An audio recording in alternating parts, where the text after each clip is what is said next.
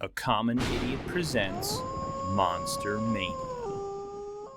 This next one was a movie that I was able to experience in theaters back in 2001 in my youth, and that is Jeepers Creepers. And I think this is a great movie for Halloween, pretty much for so many different levels because it covers a lot of things. But to kind of give you a quick synopsis, if you've never seen this movie, but it's two kids that are traveling home, Trish and Derry, they were brother and sister.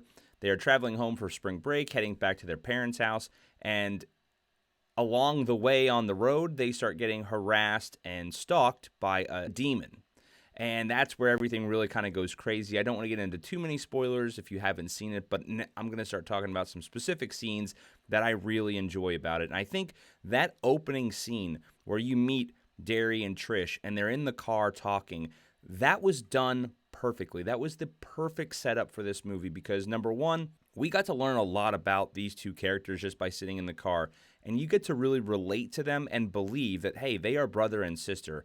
I think the actress who played Trish, Gina Phillips, and Derry, Justin Long, did a phenomenal job, and I think they had great chemistry together to really sell it that they are brother and sister. And I think without that intro, without that opening scene, this movie doesn't succeed as well as it does. A couple other scenes that really stand out to me is obviously, right, when the truck comes up behind them and starts that initial scare, and then they read the license plate, and we find that out later on. That was really cool.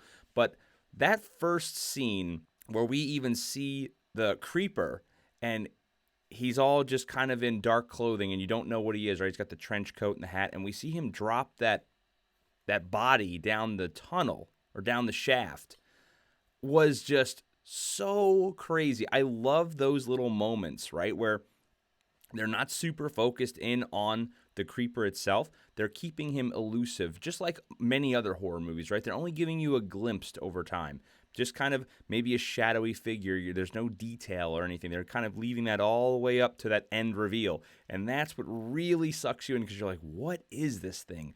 Even that very opening scene where he starts the initiation to stalk them, where they're driving in the car and you could see his truck slowly getting closer in the background. They're not focused in on it, but you can notice it if you're paying attention. I love that kind of stuff. It's just that little subtlety that really makes it pop for me. And then obviously as we go down this rabbit hole and they start getting attacked, and the police officers who get involved, and that one scene where you see the creeper on top of the cop car, and this movie gets so crazy and wild, but not over the top where it's too much, if that makes sense. The part where they finally run into the creeper and they run him over a couple times, and then you see like a wing shoot out of his back while he's laying on the ground. Like, it really is just mind-boggling. You're like, what the hell is going on? And this movie was so much fun. Just to kind of give you an idea, if you don't know, this was a commercial success, right? This movie cost around $10 million was their budget. They grossed about 59. So this did really well in the theaters. I remember talking about it with friends. Like, it's creeped you out. That song, obviously from 1938, Jeepers Creep, like that song playing there and had a premise in the film. That was a really cool kind of tie-in and smart thing to do, I think, at least for the movie's sake.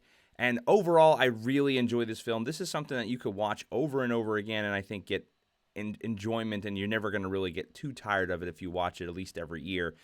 Now, obviously, they had some sequels and some reboots and all that, and I don't really care for anything after the fact. I don't think they held up as well. I think a new one just came out not too long ago. I have seen the second one, didn't care for it. The other ones I've heard really bad things about.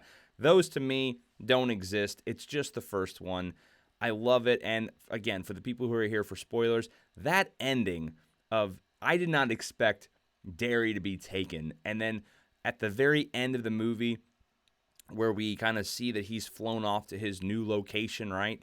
And you hear Derry screaming in the background, and you could see the camera kind of panning through the little boiler room, basement area, wherever they're at. And then you see what has happened to Derry. It is kind of like, makes you kind of sick because you like Derry. You like that character. That's one problem I have with some horror movies, is that you don't like the main character. You just don't care for him. And this movie really made you care and appreciate both of these characters, so you want them to survive.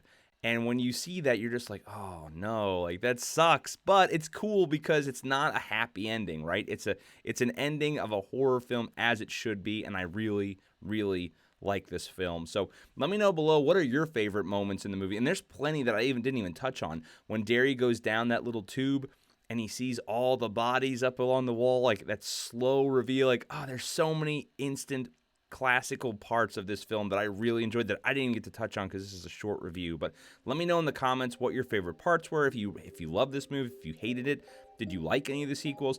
Let me know. I always love to hear your thoughts. If you liked the video, hit the like button. I would greatly appreciate it. And until next time, take care.